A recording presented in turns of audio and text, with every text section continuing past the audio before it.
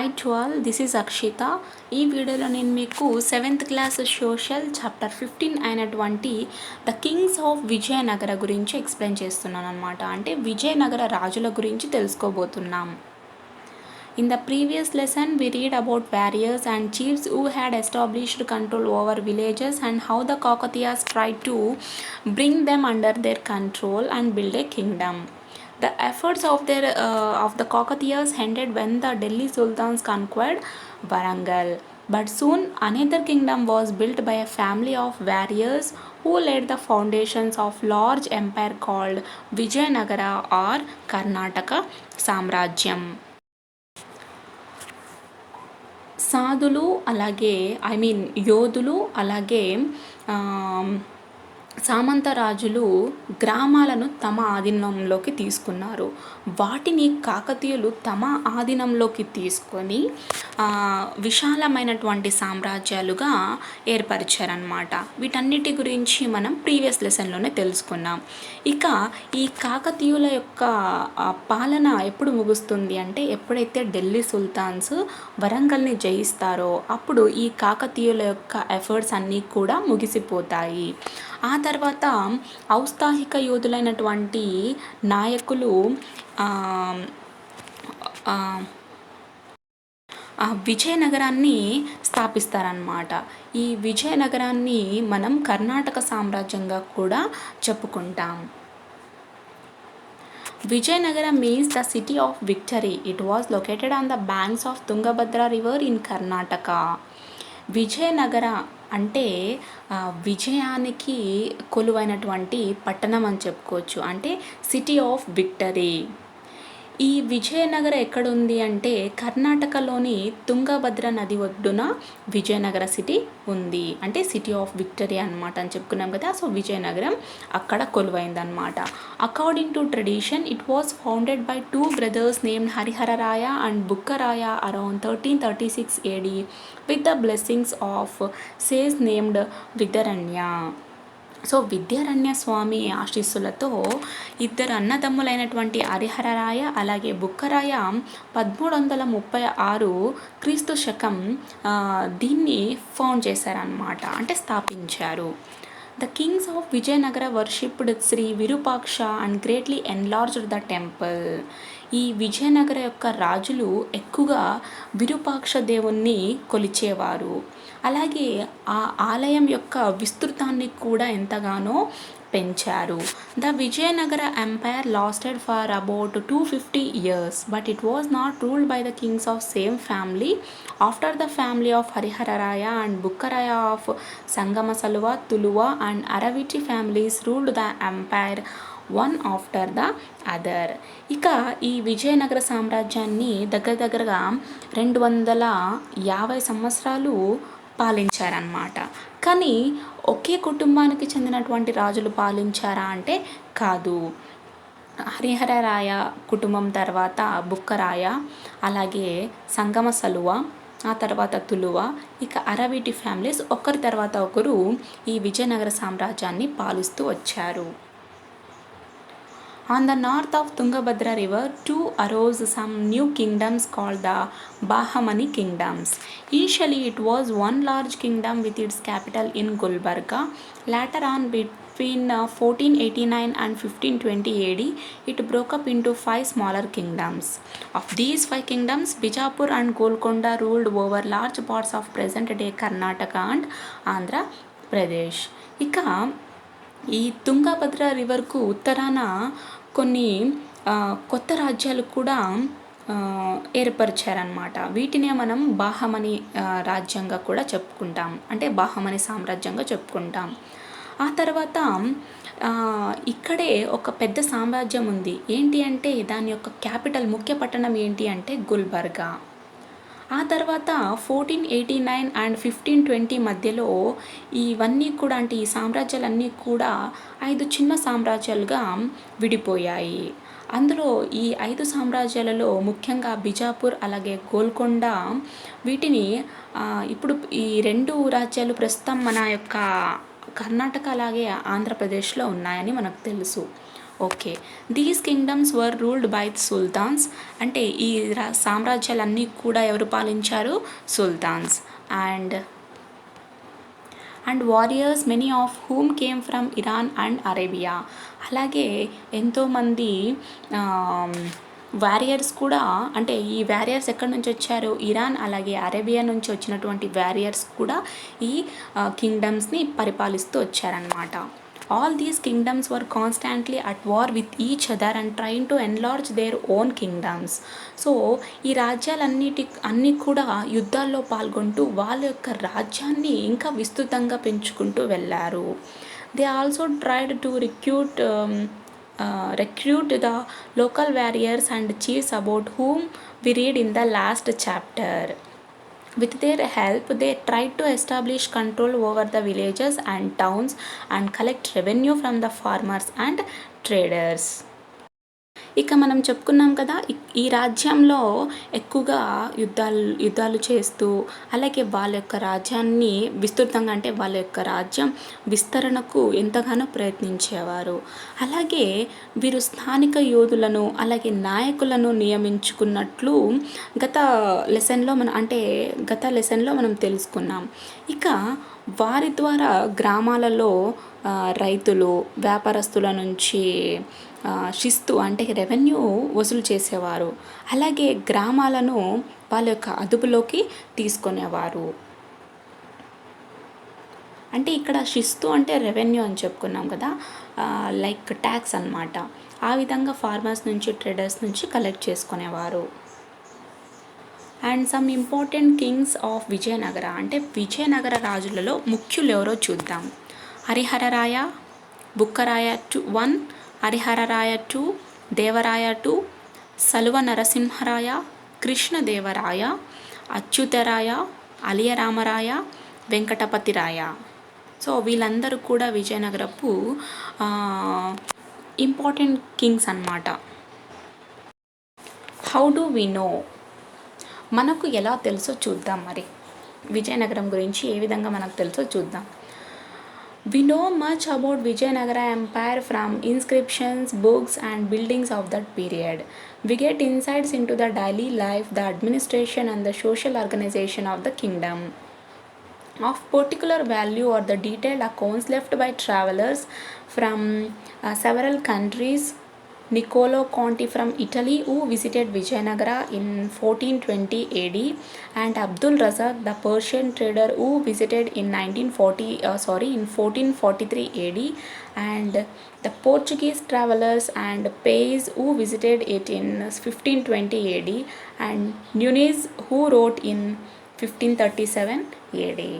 సరే, ఈ విజయనగరం గురించి, అంటే ఈ సామ్రాజ్యం గురించి, దీని చరిత్ర గురించి మనకి ఏ విధంగా తెలుసు అంటే కొన్ని గ్రంథాల నుంచి లేదా కొన్ని బుక్స్ నుంచి, అలాగే పురాతనంగా అంటే ప్రాచీన కట్టడాల ద్వారా మనకు విజయనగరం గురించి తెలుసు. అంటే ఆ కాలంలో నిర్మించినటువంటి భవనాల ప్రకారంగా మనకు విజయనగరం గురించి తెలుసు.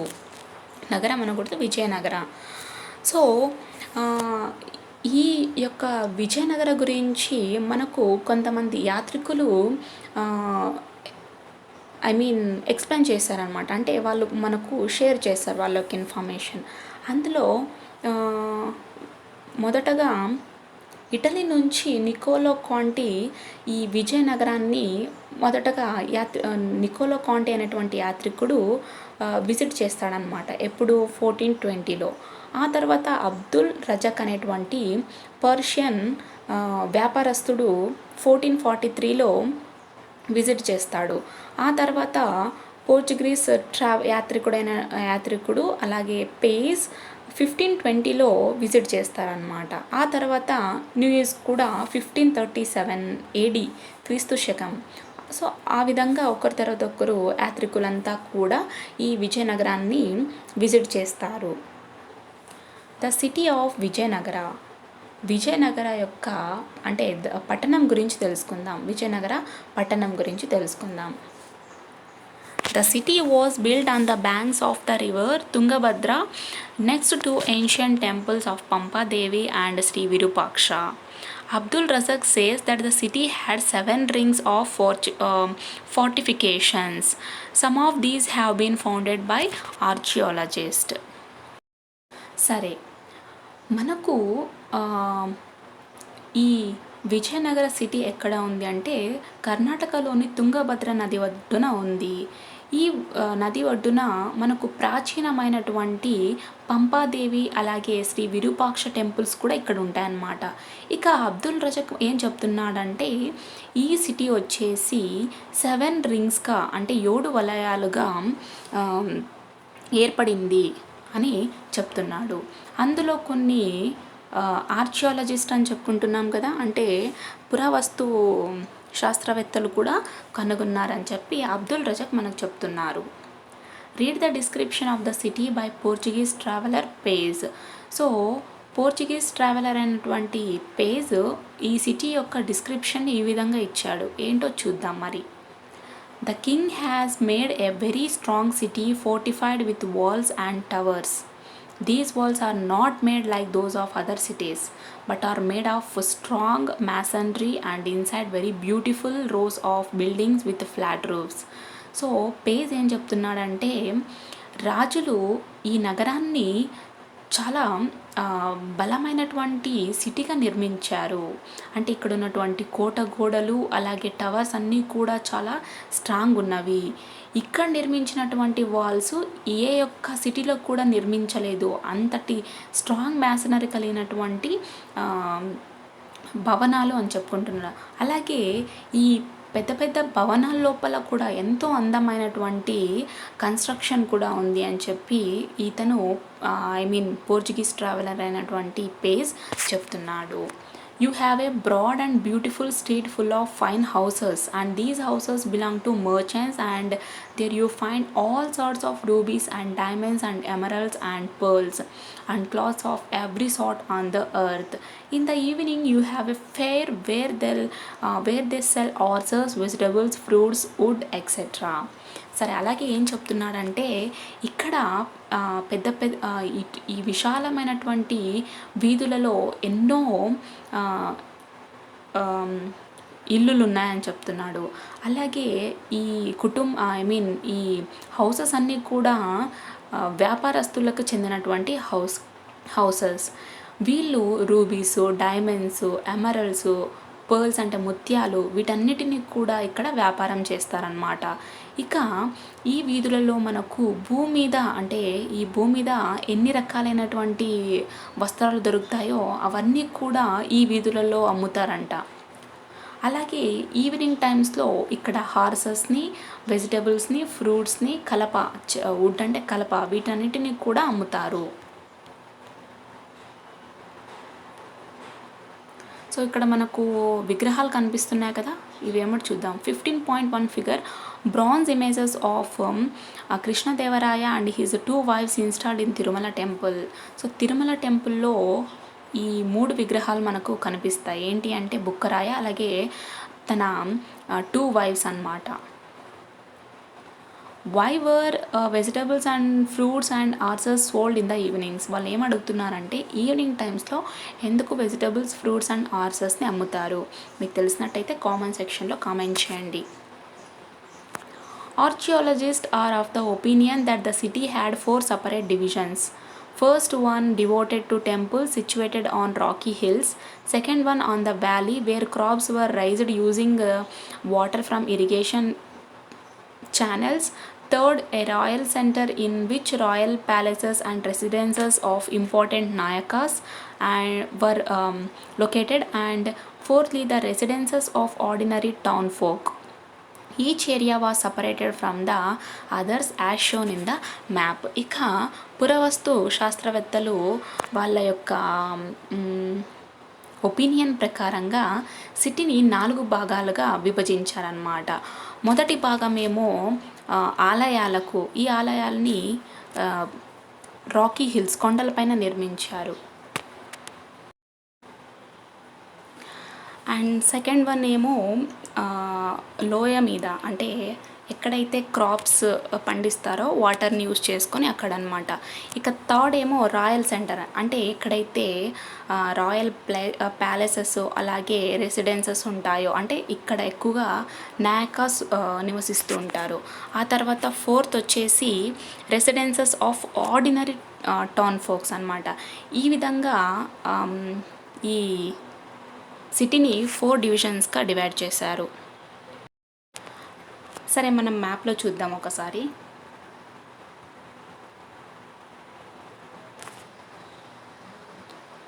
సో ఈ విధంగా అన్నమాట.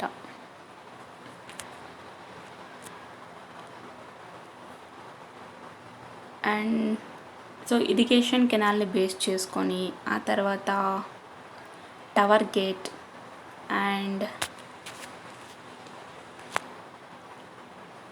Fort. So this is the Tungabhadra river and temples and bridges and Anekundi, it is the another village. So like this anamata. Compare the city of Vijayanagara with Warangal to point out the similarities and differences between them. సో ఇక్కడ వీళ్ళు ఏం చెప్తున్నారంటే విజయనగరాన్ని వరంగల్తో compare చేసి similarities ఏమున్నాయి, differences ఏమున్నాయో ఒకసారి లిస్ట్ అవుట్ చేయమంటున్నారు. అండ్ నెక్స్ట్ ఇందాక మనం చూసినటువంటి మ్యాప్ ఏమో Vijayanagaram map. Why do you think modern cities do not build fort walls of this kind? అంటే ఏమడుగుతున్నారంటే ప్రజెంట్ మోడర్న్ సిటీస్ ఉన్నాయి కదా, ఎందుకు ఇటువంటి కోటగోడలను కలిగినటువంటి నిర్మాణంగా నిర్మించడం లేదు అని అడుగుతున్నారు. ఓకే, చూద్దాం. Armies and military leaders. ఇక ఆర్మీస్ అలాగే మిలిటరీ లీడర్స్ గురించి చూద్దాం. You would have heard and read about great wars being fought today and the powerful armies. So మనం విన్నాం ఆల్రెడీ, అంటే గొప్ప గొప్ప యుద్ధాల గురించి ఎన్నో జరిగినటువంటి ప్రతి ఒక్క విషయాన్ని కూడా మనం తెలుసుకున్నాం. అంటే యుద్ధాలలో శక్తివంతమైనటువంటి సైనికులు ఎలా పోరాడుతున్నారో మనకు బాగా తెలుసు, వినే ఉంటాం, అందరు కూడా చదివి ఉంటాం. Can you say what makes the armies of countries powerful? So దేశాల సైన్యాన్ని ఏది శక్తివంతం చేస్తుందని మీరు భావిస్తున్నారు? What kinds of arms and weapons do modern armies use? So ఆధునిక సైనికులు వాడే ఆయుధాలు, యుద్ధ సామాగ్రులు ఏవి? ఓకే, చూద్దాం. Let us find out how it was in Vijayanagara times. అంటే మనం ఇప్పుడు విజయనగర రాజుల కాలంలో ఉపయోగించినటువంటి యుద్ధ సామాగ్రి గురించి తెలుసుకుందాం. Vijayanagara rulers invested in building there military power. They imported A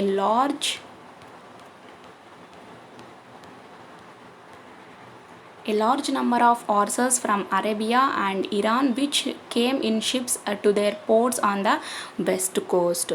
so ఇక ఈ విజయనగర రాజులు సైనిక శక్తిని బలోపేతం చేయడానికి పెద్ద మొత్తంలో ఖర్చు చేస్తారు. అరేబియా, ఇరాన్ అలాగే ఈ దేశాల నుంచి మేలి రకం గుర్రాలను పశ్చిమ తీరంలోకి, అంటే వెస్ట్ కోస్ట్లోకి ఓడల ద్వారా ఇంపోర్ట్ చేస్తారు, అంటే దిగుమతి చేస్తారు. They recruited a large army and built many strong forts. One of the important rulers, Devaraya II of Vijayanagara, started recruiting Muslim fighters to serve him and to train his soldiers in the new modes of warfare. అలాగే ఈ సైనికులను నియమించుకుంటారు, అంటే ఆ సైనికులను నియమించుకున్నారు. కోటగోడలు చాలా స్ట్రాంగ్గా నిర్మించారనమాట.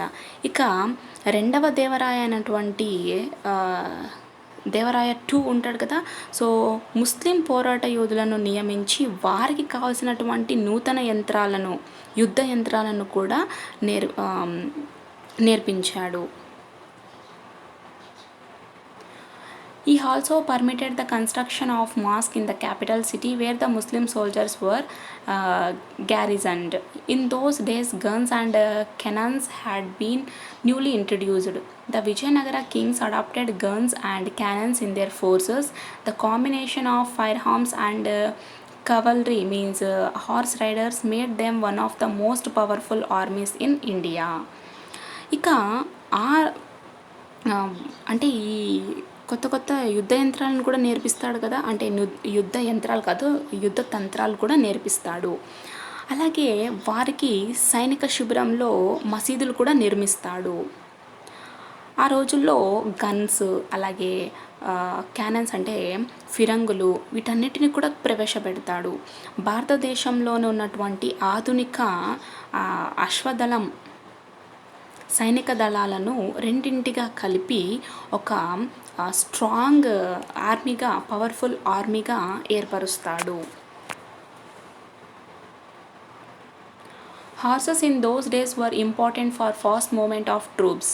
What do you think has taken their place today? అంటే ఆ రోజుల్లో వేగవంతంగా కదలడానికి అశ్వదళాలను అంటే హార్స్ని యూజ్ చేస్తారనమాట. సో వాటి స్థానంలో ఈరోజు మనం వేటిని ఉపయోగిస్తున్నాం అంటే trains, flights, buses, cars, vehicles, ఇతర వెహికల్స్ అన్నింటిని కూడా యూజ్ చేస్తున్నాం. And elephants were slow moving but powerful in attack.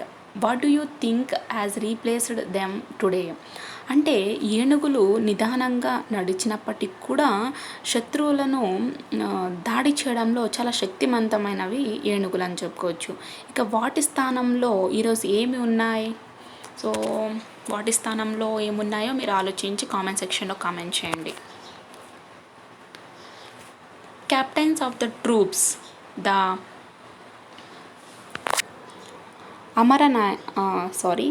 అమరనాయకాస్ అంటే సైనిక దళాల నాయకుడైనటువంటి అమరనాయకుడు గురించి తెలుసుకుందాం.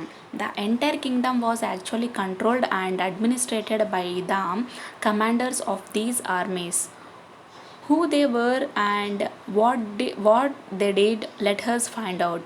Read the following account left by Domingo Paes and a Portuguese traveler who visited Vijayanagara during Krishnadevaraya's period.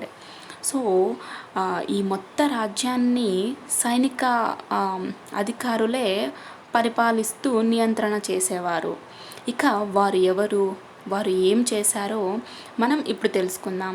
ఇక పోర్చుగీస్ యాత్రికుడైనటువంటి డామింగో పేజ్ శ్రీకృష్ణదేవరాయల కాలంలో విజయనగరాన్ని సందర్శించుకున్నారని చెప్పి మనం ఇంతకు ముందుగానే తెలుసుకున్నాం. ఓకే, చూద్దాం.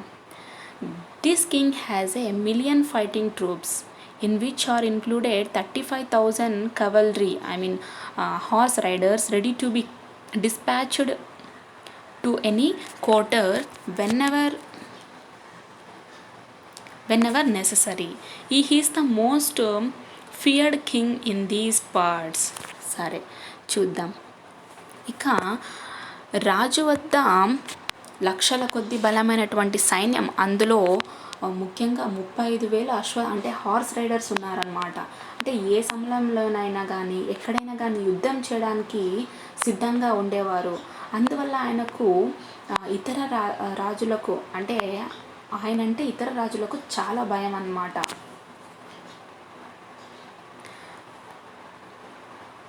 The captains of these troops are the nobles of his kingdom and they hold the city, the towns and the villages of the kingdom. There are captains among them who have a revenue of 1,000,000 and 1,000,000 and of gold coins, other 200 and 300 or 500,000 coins.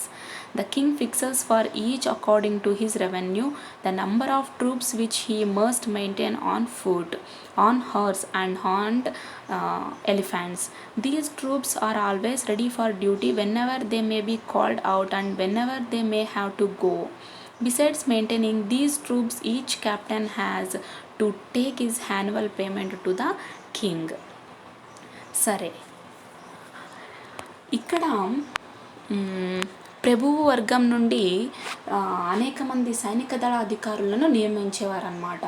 వీరికి రాజ్యంలోని ఉన్నటువంటి పట్టణాల మీద, అలాగే నగరాల మీద, అలాగే గ్రామాల మీద ఎంతో అధికారం ఉండేది.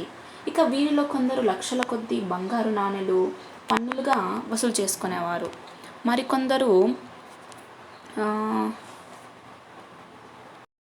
ఇక మరి కొందరు 2 లేదా 300 వరకు, అలాగే 500 లేదా 1000 చొప్పున నాణ్యాలు కూడా వసూలు చేసుకునేవారనమాట. ఇక సైనిక దళపతి నిర్మించే సైన్యం అధికారంగా అంటే పద్ధతి కావచ్చు, అశ్వదళ కావచ్చు, గజ కావచ్చు, ఈ విధంగా సైన్యం బంగారు నాణేలు వసూలను రాజు నిర్ణయించేవాడు.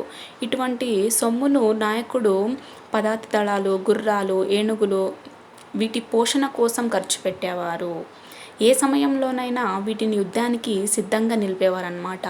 ఇదే కాకుండా ఇంకా రాజులకు యాన్యువల్గా అంటే వార్షికంగా చెల్లింపులు, అలాగే బహుమతులు వీటన్నిటిని కూడా సమర్పించుకునేవారు.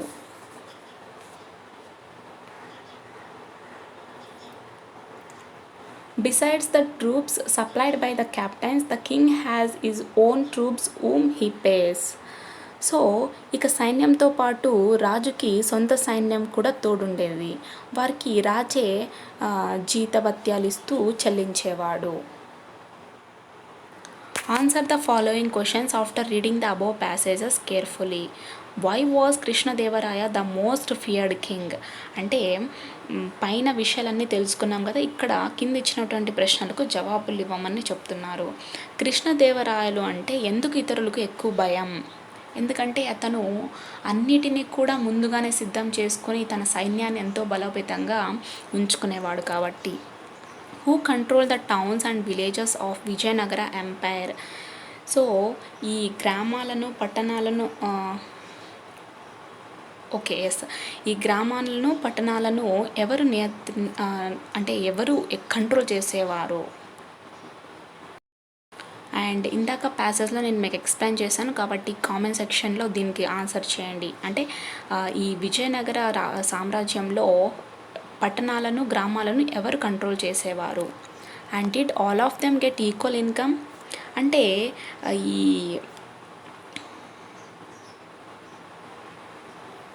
ఓకే థర్డ్ క్వశ్చన్ కదా. ఎస్, అంటే వీళ్ళందరూ కూడా ఇన్కమ్ని ఈక్వల్గా పొందేవారా? ఓకే చూద్దాం. And what did the captains do with the villages and towns under their control? అంటే ఈ గ్రామాలను, పట్టణాలను వాళ్ళ యొక్క అదుపులో పెట్టుకొని దళాధిపతులు, నాయకులు ఏం చేసేవారు? నేను మీకు ఎక్స్ప్లెయిన్ చేశాను కదా, మీరు కామెంట్ సెక్షన్లో కామెంట్ చేయండి. ఓకే, ఈ ఫిగర్ చూడండి. So this is the stone chariot at Hazara Rama temple. ఇది ఒక స్టోన్ చారియట్ అన్నమాట. What did the captains have to do for the king in return for those villages? So నాయకులు పొందినటువంటి గ్రామాల ఆదాయం నుండి ఎలాంటి ప్రతిఫలాలు రాజులకు చెల్లించేవారు? Did the king depend only on the troops sent by the captains? అంటే నాయకులు సైన్యంపైనే రాజు నాయకుల సైన్యంపైనే ఆధారపడేవాడా అని అడుగుతున్నారు. సో ఇవన్నిటికీ మీరు కామెంట్ సెక్షన్లో కామెంట్ చేయండి. The captains mentioned here were the Nayakas. These Nayakas held Amara revenue assignments, that is, they were given some villages and cities whose revenue they could collect and use. They had an obligation to maintain a certain number of troops for keeping the revenue of such assignments.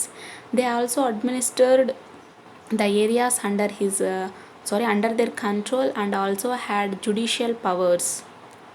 This was quite similar to the system of Delhi Sultanate, whose nobles or amirs were given similar revenue assignments called iktas. So ఈ సైనిక దళాలను నాయకులుగా కూడా నియమించేవారన్నమాట. వీరినే అమర నాయకులుగా పిలిచేవారు. వీరికి అమరం పైన ఆదాయం వసూలు చేసే బాధ్యతను కూడా అప్పగించేవారు. అలాగే అమరం అంటే ఒక నిర్ణీత ప్రాంతం పైన రెవెన్యూ అంటే శిస్తును వసూలు చేసుకునేటువంటి అధికారం కలిగి ఉండడం అన్నమాట. అంటే వీరికి ఇచ్చినటువంటి గ్రామాలు కావచ్చు, పట్టణాల నుంచి కావచ్చు, వీళ్ళు రెవెన్యూ వసూలు చేసుకొని ఉపయోగించుకునేటువంటి అధికారం కూడా వీళ్ళకు ఉంటుంది. అంతేకాకుండా ఆదాయంతో అంటే వాళ్ళకు వచ్చేటువంటి ఆదాయంతో సైనిక దళాలను పోషించేటువంటి బాధ్యత కూడా ఎవరికి? ఈ అమర నాయకులకు ఉంది. అలాగే వీరి అధీన ప్రాంతాలపై పరిపాలన, న్యాయపరమైనటువంటి అధికారులను కూడా కలిగి ఉండేవారు. ఇక అదే విషయానికి వచ్చినట్టయితే నేరస్తులను కూడా చట్టపరమైనటువంటి కఠిన శిక్షలు అమలు చేసి అధికారం కూడా వీళ్ళకు ఉంటుందన్నమాట. అంటే ఇది నాటి ఢిల్లీ సుల్తానుల పరిపాలనకు దగ్గరగా ఉండేది. వారు కూడా ఇక్తాల అధికారులను అమీర్లకు రెవెన్యూ వసూలు చేసుకునేటువంటి అధికారం కూడా కల్పించారు. Most of the Amaranayakas were Telugu warriors. They recruited their soldiers usually from among their own villagers or kinsmen and trained them. These armies were local to Nayakas rather than to the king. Okay, చూద్దాం. Most of the Amaranayakas అంటే చాలామంది అమరనాయకులు తెలుగు వీరులే అన్నమాట. అంటే వీరు సొంత గ్రామాల నుంచి లేదా వారి యొక్క బంధువుల నుంచి సైనికులను నియమించుకొని శిక్షణ ఇచ్చేవారు. ఈ సైనికులకు రాజు కంటే నాయకులే విధేయులుగా ఉండేవాళ్ళు. ఇక పవర్ఫుల్ నాయకులైనటువంటి సాల్వ నరసింహ లేదా నరసింహ నాయుడు విశాల భూభాగంపై అధికారాన్ని పొంది కొన్ని సందర్భాలలో కూడా విజయనగర రాజులకు సవాలుగా నిలిచేవాడనమాట.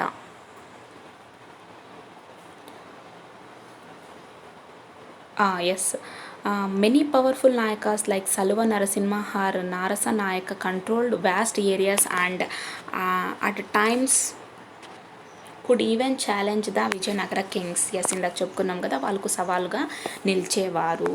In fact some of them were so powerful that when a king died they took power in their own hands and themselves become kings. ఇక అంటే ఒకవేళ రాజు చనిపోతే ఆ రాజ్యాన్ని శక్తివంతమైన నాయకులు తమ చేతిలోకి తీసుకొని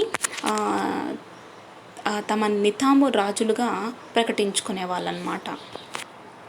అంటే దెమ్సెల్స్ వాళ్ళు రాజులుగా బికేమ్ కింగ్స్ అన్నాం కదా, సో వాళ్ళకు వాళ్ళే రాజులుగా అయ్యేవాళ్ళనమాట. Let has compare. సరే ఒకసారి పోల్చుదాం ఏ విధంగా ఉందో. You read about how the villages were administrated in Chola kingdom by councils of land-holding villages and how the king collected revenue from villages with the help of these councils. So things had begun to change in Vijayanagara Empire as the power of armies and Nayakas increased. You saw that the control over the villages and towns was given over to these Nayakas. సరే, ఇప్పుడు మనం చోళ రాజుల గురించి చదువుకున్నాం ఇంతకుముందు previous లెసన్లో కావచ్చు, previous క్లాసెస్లో కావచ్చు. వాళ్ళు భూమి శిస్తును మండల ద్వారా ఏ విధంగా వసూలు చేశారన్నది కూడా మనం ప్రీవియస్ లెసన్లో తెలుసుకున్నాం. కానీ విజయనగర సామ్రాజ్యం ఏమో అమర నాయకులతో అంటే సైనికంగా అమర నాయకులతో ఎక్కువగా బలపడేసింది. ఇక గ్రామాలు అంటే విలేజెస్ అలాగే సిటీసు ఇవన్నీ కూడా వీళ్ళ యొక్క అజమాయిషీలోనే ఉంటాయన్నమాట. What impact do you think it would have had on the villagers? Discuss in your class. So నేటి గ్రామాలలో అమరనాయక వ్యవస్థ ఉంటే దాని ప్రభావం ఏ విధంగా ఉండేది మీ యొక్క క్లాస్లో డిస్కస్ చేసుకోండి అంటున్నారు. And in a previous lesson you had read about how villages and towns are administrated in our country today. Can you compare this with the Vijayanagara system and point out the differences? అంటే మన దేశంలో నేడు city కావచ్చు, village కావచ్చు, వీటి పరిపాలన ఎలా నిర్వహిస్తున్నారో చదువుకున్నాం. అలాగే దీనిని విజయనగరంతో ఈ విజయనగర పరిపాలనతో పోల్చి ఏమైనా డిఫరెన్సెస్ ఉంటే పాయింట్అవుట్ చేయమంటున్నారు.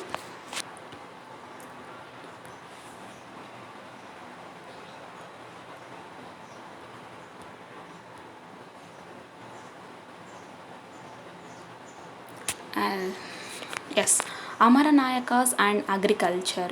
Most of the Nayakas were Telugus and they lead armies which were mostly composed of Telugu speaking farmers. As the Nayakas established control over different regions of South India, these peasant soldiers also settled down and brought land under cultivation. They built irrigation tanks and canals. They thus settled down in various parts of Andhra Pradesh and Tamil Nadu, especially in regions with black soils. అంటే విజయనగర పాలనలో నియమించబడినటువంటి నాయకులు చాలా వరకు farmers అని చెప్పుకోవచ్చు. ఇక వీళ్ళందరూ కూడా ఎక్కువగా తెలుగు మాట్లాడే వాళ్ళే.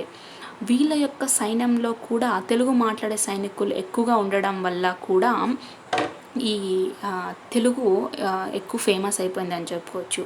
ఇక కొంతమంది రైతులేమో దక్షిణ భారతదేశంలో కొన్ని ప్రాంతాల్లో అంటే కొన్ని ప్రాంతాలను వాళ్ళ ఆధీనంలోకి తెచ్చుకున్నారు. ఈ నాయకులు పెద్ద మొత్తంలో భూమిని సేద్యంలోకి కూడా తీసుకొని వచ్చారనమాట. అంటే నీటిపారుదల కోసం కాలువలు అలాగే చెరువులు కూడా నిర్మిస్తూ వచ్చారు. వీరు ప్రస్తుతం ఉన్నటువంటి ఆంధ్రప్రదేశ్లోను తమిళనాడులోను చాలా చోట్ల కూడా స్థిరపడిపోయారు. ఇక ప్రత్యేకంగా వారు ఈ బ్లాక్ సాయిల్ అంటే నల్లరేగడి ప్రాంతాలను కూడా ఎంపిక చేసుకున్నారన్నమాట. All over the empire, tanks, reservoirs for capturing rainwater and other drainage water were constructed by the kings, chiefs, nayakas and traders. Even temples invested their endowments in irrigation and were sharing the enhanced production with those who worked their lands. Look at the portions of an inscription from Tirumala temple of 1494 AD. అలాగే అంటే ఈ రాజులు నాయకులు వర్తకులు ఉంటారు కదా, వీళ్ళు వర్షపు రెయిన్ వాటర్ని వడగట్టి నిల్వ చేయడానికి కావాల్సినటువంటి చెరువులు కాలువలను కూడా నిర్మించారు. అలాగే ఈ నీటి పారుదలను మెరుగుపరచడం కోసం అంటే ఎన్హాన్స్ చేయడం కొరకు అండ్ ఎండోన్మెంట్ చేయడం కొరకు వీళ్ళు దైవాలయాలను కూడా అంటే వీటిని కూడా తమ వంతు సహకారాన్ని అందించినట్లు మనకు 1494లో వేయించినటువంటి తిరుమల శాసనాలు ఉన్నాయి కదా, అక్కడ తెలుస్తోంది. The authorities of Tirumala temple executed this inscription of favor of Timmanna Dandanayaka of Chandragiri as follows. Whereas you have paid 300 gold coins to the temple treasury, this sum shall be invested for excavation of tank feed channels in the villages belonging to the temple, and with the harvest wrapped thereby certain offerings will be made to the deity.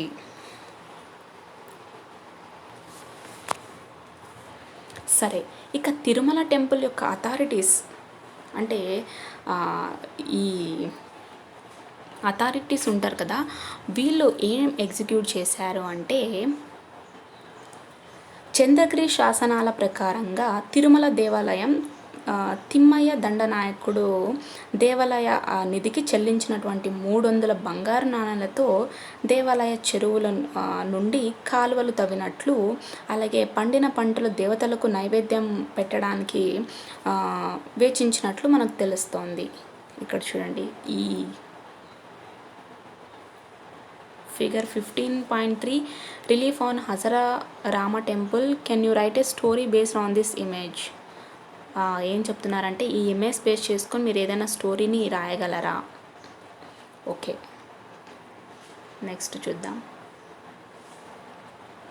All these efforts resulted in the expansion of agriculture into new areas and tremendous increase in agricultural production. This in turn provided impetus to trade. అంటే ఈ ప్రయత్నాలన్నీ కూడా ఫలితంగా మనకు సామ్రాజ్యంలోని అనేక ప్రాంతాలలో వ్యవసాయ ఉత్పత్తి పెరిగి ట్రెమెండియస్ అంటే గణనీయమైనటువంటి అభివృద్ధి కూడా సాధించింది.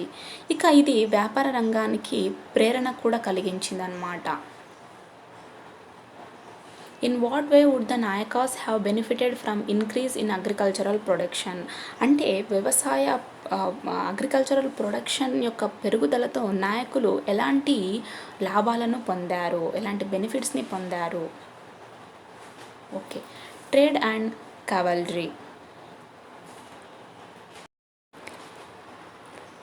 Trade in agricultural produce as well as craft produce like cloth increased manifold in Vijayanagara period. We find change in trade activity during this period. Trade centers were established on both of the India's extensive coast, and these were under the administration of local merchants and others representing trade communities from other places, Arabs, Jews, Armenians, and others. States were attracted to these ports for the revenue as well as for access to strategic commodities like horses, knowledge of the breeding of horses, appropriate for heavy cavalry tactics, which was lacking in India at that time. Through the ports, war horses from Arabia could be imported by chiefs and kings in the Indian peninsula. Guns were another strategic good that was obtained through the ports. While these goods were imports, Indian exports remained the same as earlier periods as textiles and spices and other craft items. సరే అక్క, వ్యాపారము అలాగే cavalry అంటే అశ్వక దళం ఏ విధంగా ఉందో చూద్దాం. అంటే విజయనగర కాలంలో వ్యవసాయంతో పాటు చేతి వృత్తులైనటువంటి చేనేత వస్త్రాల ఉత్పత్తి కూడా బాగా పెరిగిందనమాట. ఈ కాలంలోనే వ్యాపారం మార్పులు కూడా చాలా వచ్చాయి. అంటే దేశంలోని కోస్తా తీరంలో అంటే ఆ తీర ప్రాంతాలలో వ్యాపార కేంద్రాలు ఎన్నో కూడా నెలకొల్పారనమాట. అంటే ఇంకా మనం క్లియర్గా చెప్పుకోవచ్చు అంటే స్థానిక వ్యాపారస్తులు అలాగే ఇతర ప్రాంతాల వ్యాపార వర్గాలైనటువంటి అరబ్బులు, అలాగే యూదులు, తర్వాత అరేమనియన్స్ వారు కూడా ఓడ రేవుల నిర్వహణ కూడా చూసేవారు. ఇక ఆ రోజుల్లో యుద్ధాల్లో ఉపయోగించేటువంటి అశ్వాలను పెంచే పరిజ్ఞానం భారతదేశంలో అంత కాలేదన్నమాట. అంటే అంత లేదని చెప్పుకోవచ్చు. కాబట్టి అరబుల నుంచి భారత ద్వీపకల్ప రాజులు అలాగే నాయకులు యుద్ధ విద్యలో ఆరితేరిన అశ్వాలను, తుపాకులను దిగుమతి చేసుకునేవాళ్ళు. ఇక సుగంధ ద్రవ్యాలు, వస్త్రాలు అలాగే కావాల్సినటువంటి చేతి వృత్తులు వీటి యొక్క ఉత్పత్తులను మొదలైనవన్నిటినీ కూడా వీళ్ళు గతంలో లాగే ఎగుమతి చేసేవారు. In addition to ports and market towns, there were towns strategically sited for defense and administrative purposes. అలాగే ఈ మార్కెట్ సిటీ టౌన్స్ కావచ్చు, వీటితో తోడుగా రాజ్యంలో ఉన్నటువంటి ఇతర పట్టణాల యొక్క రక్షణ కోసం, పరిపాలన నిమిత్తం కూడా వ్యూహాత్మకంగానే అభివృద్ధి చేశారన్నమాట.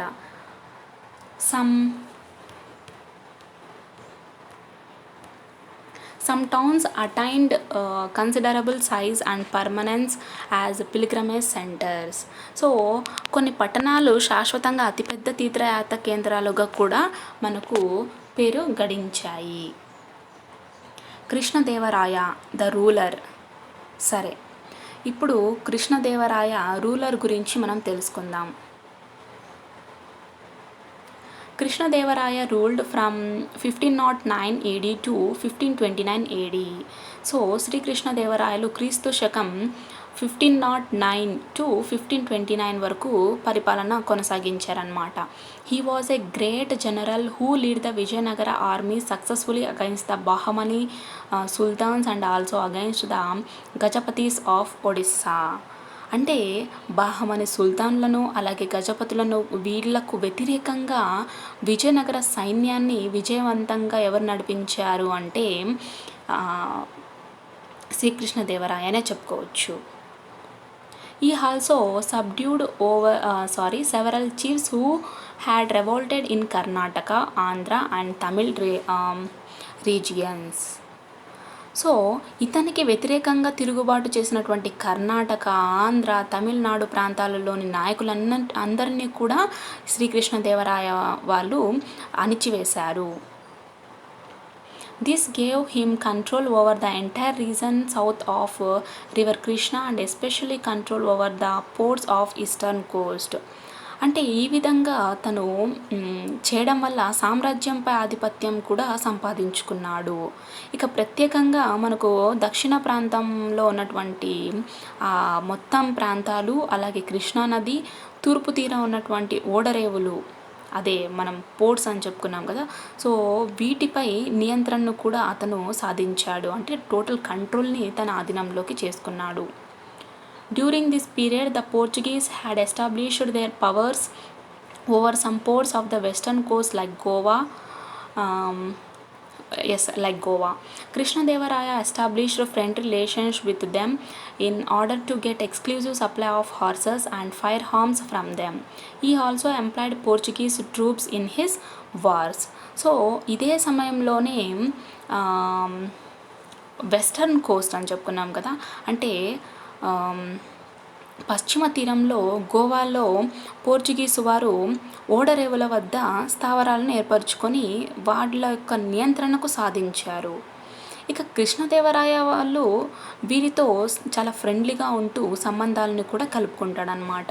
ఇక ప్రత్యేకంగా కావాల్సినటువంటి గుర్రాలు, పేలుడును అంటే ఈ ఏమంటారు ఫైర్ హార్మ్స్, అంటే పేలుడికి కావాల్సినటువంటి సామాగ్రిని నుంచి వీటన్నిటిని కూడా ఇతను పొందుతాడనమాట.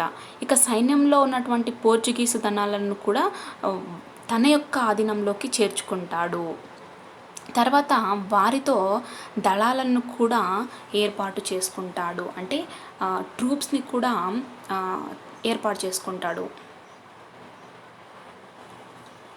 Every year on the Vijayadashami day, the king organized elaborate festivities and worship, which concluded with a massive parade of his armies.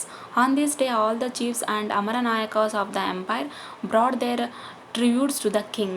అంటే ప్రతి సంవత్సరం విజయదశమి నాడు ఈ కింగ్ వచ్చేసి ఒక పెద్ద పండుగ జరుపుకుంటారనమాట. అలాగే ఈ ఆర్మీస్ ప్యారడైస్ ఉంటాయి కదా, వీటన్నిటిని కూడా పూజిస్తారు. అంటే సైనిక దళాలు ఉంటాయి కదా, వీటన్నిటిని కూడా ప్రదర్శించి వాటికి పూజ చేయడం కూడా జరుగుతుందన్నమాట. ఇంకా పెద్ద ఎత్తున సైనిక కవాతులతో కూడా ముగిసేది. కవాతుతో అంటే ఇది లైక్ ఇందాక చెప్పుకున్నాం కదా, ప్యారడే ఆఫ్ ద ఆర్మీస్ అన్నమాట. అంటే దీన్నే మనం తెలుగులో సైనిక కవాతు అని కూడా అంటాం. సో ఆ రోజు అమరనాయకులు, అలాగే ప్రముఖులు, చక్రవర్తులు వీళ్ళందరికీ కూడా కానుకలు, కప్పం అన్నీ కూడా చెల్లించేవారు. ఇక శ్రీకృష్ణదేవరాయలు తమ రాజ్యంలో గల దేవాలయాలపై ప్రత్యేక శ్రద్ధ కూడా చూపించేవారు. శ్రీకృష్ణదేవరాయ పేడ్ స్పెషల్ ఇందాక చెప్పుకున్నాను కదా నేను, శ్రీకృష్ణదేవరాయలు దేవాలయాలపై ఎక్కువగా స్పెషల్ అటెన్షన్ చూపించేవారు అనమాట. paid special attention to temples of his kingdom and personally visited many of them like Tirupati, Srisailam and Ahobilam. He also made big donations to a large amount of temples. Yes, తను తన రాజ్యంలో ఉన్నటువంటి ఆలయాలకు special attention చూపించేవాడు. అలాగే వీటిని visit చేసేవాడు అనమాట. ఏవి అంటే తిరుపతి, శ్రీశైలము, అహోబిలం వీటిని ఎక్కువగా విజిట్ చేసేవాడు. అలాగే ఈ ఆలయాలను వీటి యొక్క విస్తరణకు కావలసినటువంటి డొనేషన్ని కూడా అందించేవాడు. Krishnadevarayas inscriptions state that he had distributed the great treasure gained in his successful wars to all the major temples of southern India. So శ్రీకృష్ణదేవరాయల వారు సదరన్ ఇండియా అంటే దక్షిణ భారతదేశంలో ఉన్నటువంటి ముఖ్యమైన దేవాలయాలకు ఎంతో నిధులను ఇచ్చేవాడు అనమాట. అంటే తాను పొందినటువంటి యుద్ధాలలో వచ్చినటువంటి ప్రాఫిట్ ఉంటుంది కదా, వాటిని అన్నిటినీ కూడా ఈ నిధులన్నింటినీ కూడా దక్షిణ భారతదేశంలో ఉన్నటువంటి ముఖ్యమైన ఆలయాలకు డిస్ట్రిబ్యూట్ చేసేవాడు. Towering temple gateways called Rayagopuram were built in many of these temples in his honor. This munificence assured that his name would be remembered for long among the people of South India. He also built some beautiful temples in Vijayanagara city. ఇక ఆ, ఇందాక చెప్పుకున్నాం కదా, వాళ్ళకు పెద్ద మొత్తంలో ఈ ముఖ్యమైనటువంటి దేవాలయాలకు విరాళాలు ఇచ్చేవాడని చెప్పి. అలాగే శ్రీకృష్ణదేవరాయలు ఆ, యుద్ధాలలో విజయం పొందినటువంటి అన్నిటినీ కూడా దక్షిణ భారతదేశంలో ఇచ్చేవాడని చెప్పుకున్నాం. ఓకే, ఆ తర్వాత ఈ దేవాలయాలలోని ఇతని గౌరవార్థాన్ని రాయగోపురం అనే ఎత్తైన ఆలయ ముఖద్వారాలను కూడా నిర్మించారు. ఈ రకమైన దానశీలత వల్ల, అంటే ఏం చెప్పుకోవచ్చు, మునిఫియన్స్ అని చెప్పుకోవచ్చు.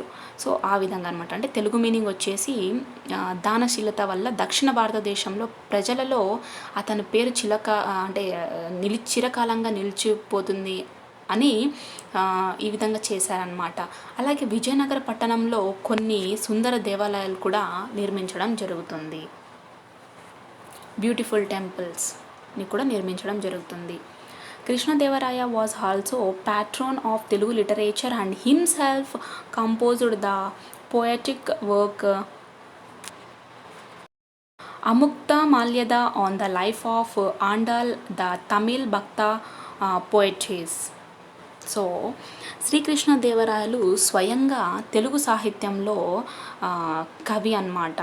అతడు ఆండాల్ అనే తమిళ భక్తి కవయిత్రి అయినటువంటి జీవితం, అంటే ఆమె యొక్క జీవితం గురించి అముక్తమాల్యద అనేటువంటి గ్రంథాన్ని కూడా రాశాడు.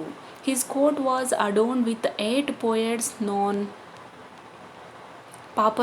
Popularly as Ashtadiggajas. They are Allasani Peddanna, Mukku Timmanna, Dhurjati Ramaraja Bhushana, Tenali Ramakrishna, Pingali Surana, Ayyalaraju, Ramabhadrudu and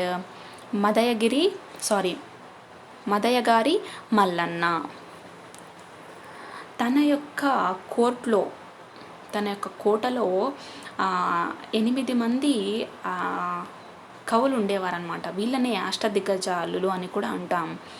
అందులో అల్లసాని పెద్దన్న, ముక్కు తిమ్మన్న, దూర్జటి రామరాజ భూషణ, తెనాలి రామకృష్ణ, పింగళి సూరన్న, అయ్యలరాజు, రామభద్రుడు, అలాగే మదయగారి మల్లన్న, వీళ్ళందరూ కూడా అతని యొక్క ఆస్థానంలో కవులు అన్నమాట.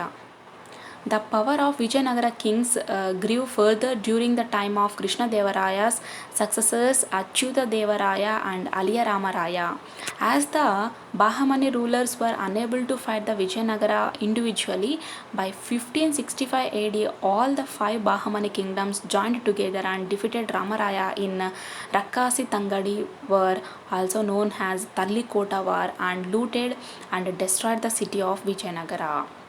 The emperors who succeeded him shifted their capital to Chandragiri near Tirupati, but never regained the glory of earlier times. While part of the empire came under the control of sultans, the chiefs and nayakas became independent in other parts.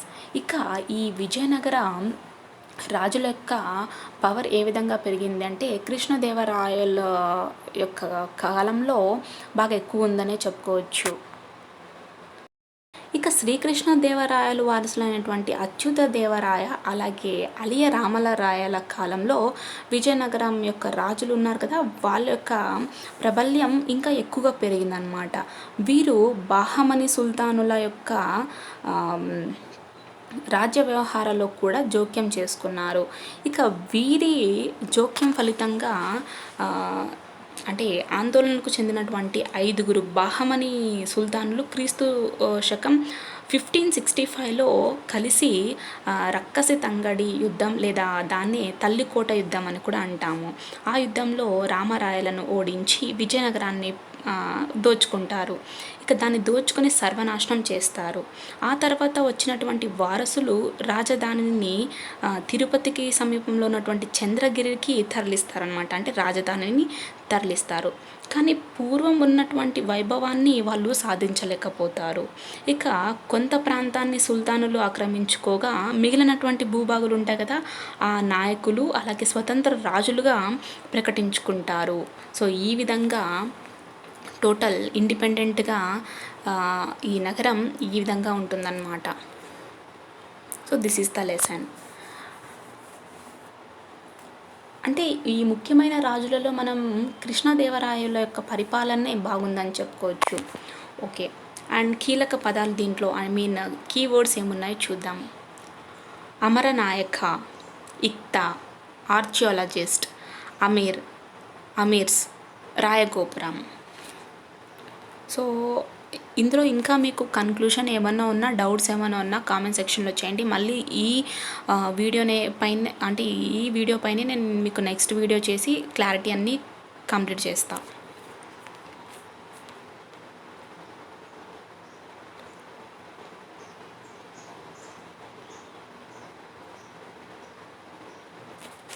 Okay, thank you.